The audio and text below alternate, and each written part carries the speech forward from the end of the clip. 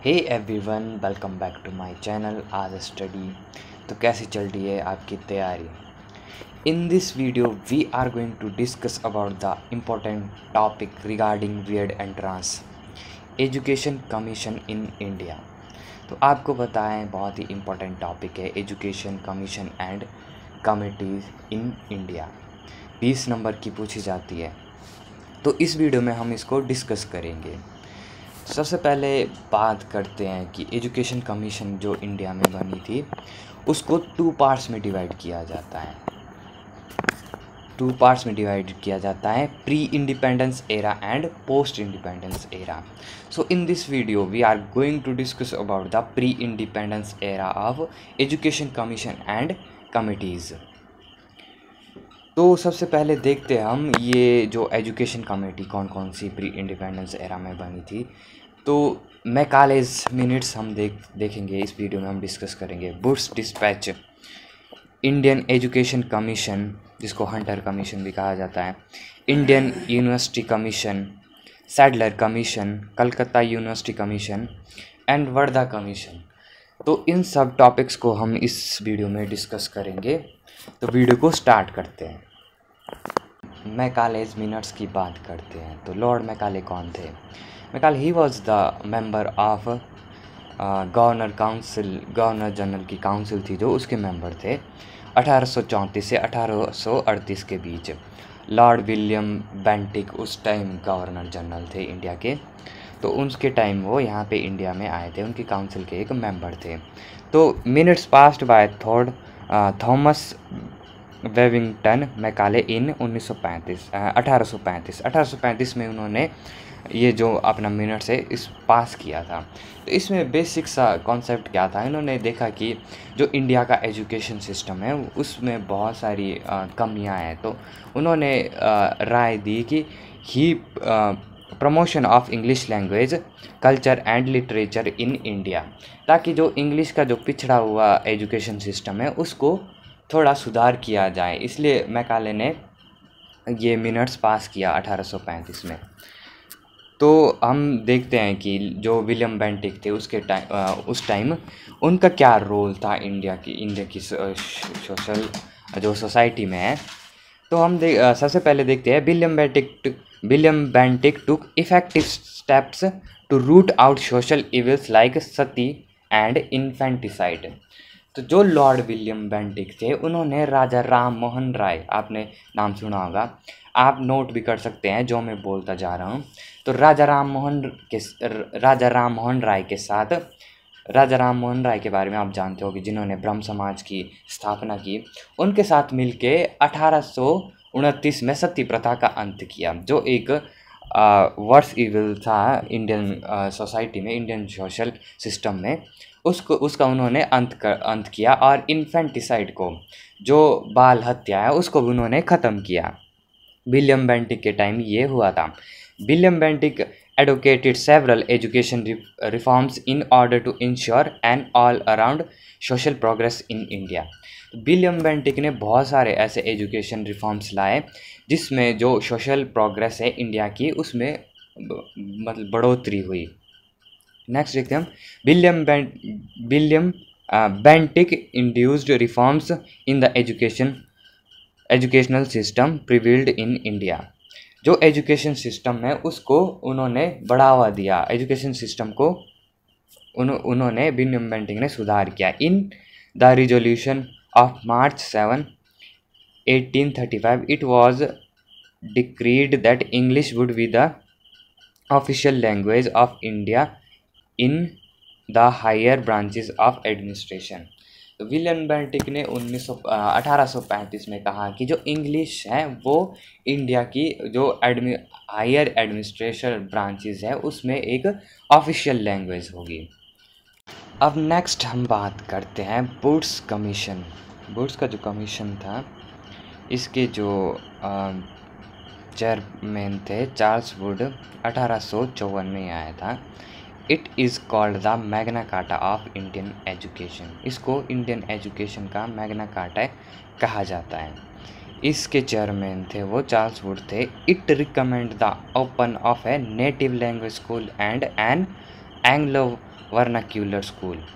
मतलब इन्होंने रिकमेंड किया कि जो इंडिया में है वो नेटिव लैंग्वेज की जो स्कूल, जो इसकी इंडिया की जो मातृभाषा है उसके स्कूल होने चाहिए, और साथ साथ जो एंग्लो वर्नाक्यूलर है, जो इंग्लिश के जो अंग्रेज़ों के जो मातृभाषा स्कूल है वो भी यहाँ पे ओपन होने चाहिए। तो based on this in 1857 3 university were opened in Calcutta, Mumbai and Madras. ये क्वेश्चन पूछा जाता है कि कलकत्ता, मुंबई एंड मद्रास किसके रिकमेंडेशन पे खोली गई जो यूनिवर्सिटी है। तो 1857 में इसको वुड्स कमीशन के जो चार्ल्स वुड्स थे उनके रिकमेंडेशन पे इनको खोला गया था। बात करते हैं हंटर कमीशन की। 1882 में ये आया था हंटर कमीशन। तो इसका जो मेन था, it was formed under the chairmanship of W Hunter to review the work of the Wood commission. जो चार्ल्स वुड के द्वारा कमीशन बनाया गया था उसको रिव्यू करने के लिए इसका गठन किया गया था। This commission emphasized primary education. इसने प्राइमरी एजुकेशन पर ज़्यादा जोर दिया। It made moral education compulsory. तो इसने जो मॉरल एजुकेशन है स्कूल में उसको कंपल्सरी करने की बात की।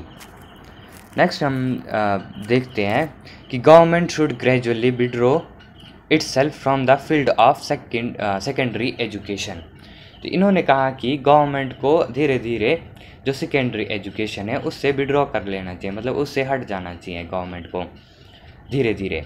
फिर नेक्स्ट है emphasise the importance of adequate infrastructure for educational institution. इन्होंने और क्या जोर दिया कि जो इसकी इम्पोर्टेंस है, जो इंफ्रास्ट्रक्चर है एजुकेशन सिस्टम का उसका वो पर्याप्त होना चाहिए, उस पर जोर देना चाहिए।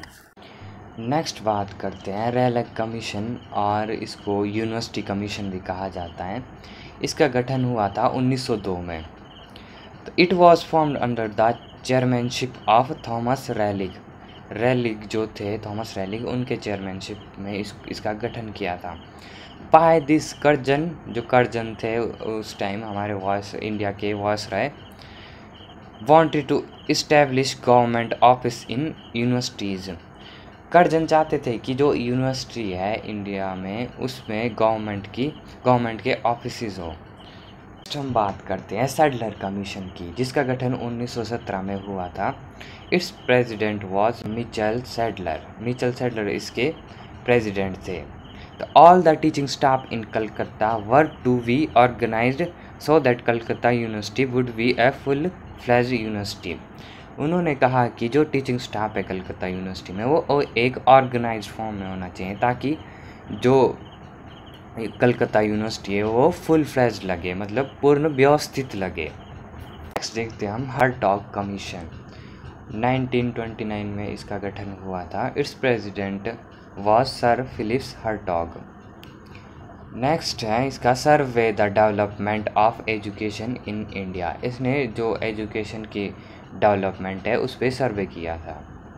नेक्स्ट देखते हैं हम education for boys and girls we given equal weight. मतलब जो एजुकेशन है बॉयज़ एंड गर्ल्स को इक्वली मिलनी चाहिए। ऐसा नहीं होना चाहिए कि बॉयज़ के लिए ज़्यादा फैसिलिटी प्रोवाइड की जा रही है और गर्ल्स को एजुकेशन नहीं दी जा रही है। तो इन्होंने इक्वलिटी को एम्फसाइज़ किया। नेक्स्ट देते हम वर्धा स्कीम 1937 में। बहुत इम्पोर्टेंट है, इसकी क्या रिकमेंडेशन थी और महात्मा गांधी का इसमें क्या रोल था उसको पूछा जाता है। तो in 1937 Mahatma Gandhi published a series of article on education in his paper the Harijan. जो हरिजन उन्होंने जो पेपर निकाला था उसमें उन्होंने आर्टिकल जो एजुकेशन पे बहुत सारे आर्टिकल रिलीज़ किए। तो it is also called the Wardha scheme. इसको जो हरिजन जो न्यूज़पेपर था उसके ऊपर ही ये वर्धा स्कीम आई है, इसलिए इसको वर्धा स्कीम भी कहा जाता है। नेक्स्ट वो बात करते हैं कि education should be compulsory for all children between the age of 6 to 14। तो उन्होंने बात की जो 6 साल और 14 साल के बीच के जो बच्चे हैं उनके लिए एजुकेशन कंपल्सरी होनी चाहिए। नेक्स्ट वो कहते हैं कि national wide provision of free and compulsory education, जो पूरे देश में जो free and compulsory education provide की जानी चाहिए नेशनल वाइड, जिसमें उन्होंने 6 से 14 वर्ष के जो बच्चों को है उनको फ्री एजुकेशन की बात की है। नेक्स्ट बात करते हैं जाकिर हुसैन कमेटी की। Its president was Zakir Hussain. इसको ही वर्धा स्कीम भी कहा जाता है। वैसे education should be compulsory for all children between the age of 6 to 14, मतलब एजुकेशन इन्होंने भी यही कहा। वर्धा स्कीम इसको ही कहा जाता है, जाकिर हुसैन कमेटी को ही। Mother tongue will be the medium of instruction. इन्होंने कहा कि मदर टंग इंस्ट्रक्शन का मीडियम होना चाहिए, मतलब स्कूल में जो भी आपको पढ़ाया जा रहा है उसका मीडियम क्या होना चाहिए, जो मातृभाषा है बच्चों की। The report submitted by committee and published in March 1938 came to be known as the Wardha scheme of education. तो इसको ही वर्धा स्कीम एजुकेशन कहा जाता है। इसमें गांधी जी की कुछ बातें थी, जैसे कंपलसरी होनी चाहिए 6 से 14 वर्ष के बच्चों के लिए एजुकेशन, और फ्री होनी चाहिए। और मदर टंग में भी इन्होंने अपनी बात की कि मदर टंग में इंस्ट्रक्शन दी जानी चाहिए स्कूल लेवल पे। एंड लास्ट वन देखते हम प्री इंडिपेंडेंस एरा में जो कमीशन एंड कमेटी बनी थी ब्रिटिश एरा में, उसमें सर्जेंट प्लान देखते हैं हम।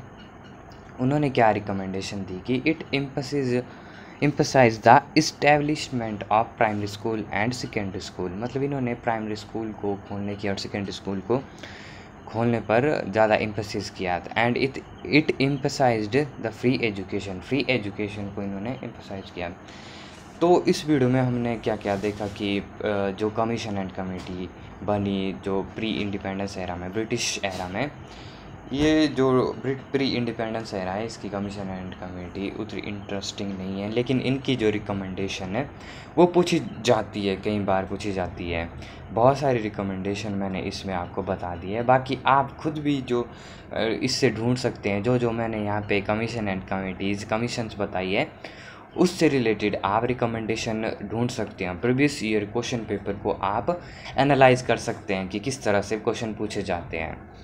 बाकी इससे या ये पूछ लिया जाएगा कि डेट कब ये जो प्लान कब बना था, या रिकमेंडेशन इन्होंने प्राइमरी एजुकेशन पे क्या रिकमेंडेशन दी थी, या इस तरह के क्वेश्चन पूछे जाते हैं। ये इनके चेयरमैन कौन थे, इस तरह से क्वेश्चन पूछे जाते हैं। तो अगर आपको वीडियो अच्छी लगी हो, नेक्स्ट वीडियो में हम बात करेंगे पोस्ट इंडिपेंडेंस एरा की। वो इससे इम्पोर्टेंट टॉपिक भी है और इससे इंटरेस्टिंग टॉपिक भी है, क्योंकि उस टाइम आज़ादी के बाद जो कमीशन बनी, इसमें हम जैसे बात करेंगे 1964-66 के जो कोठारी कमीशन है, फिर नेशनल एजुकेशन पॉलिसी 1986-88 की, फिर नेक्स्ट हम जो बात करेंगे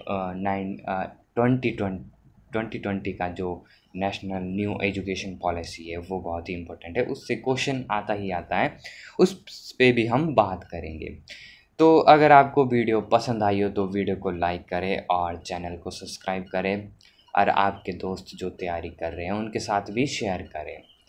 थैंक यू, बाय बाय।